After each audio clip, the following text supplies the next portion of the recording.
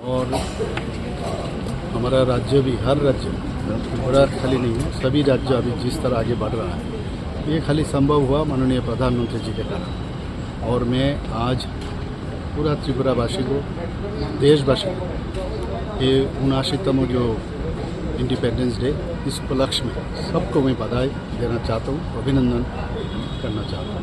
Thank you.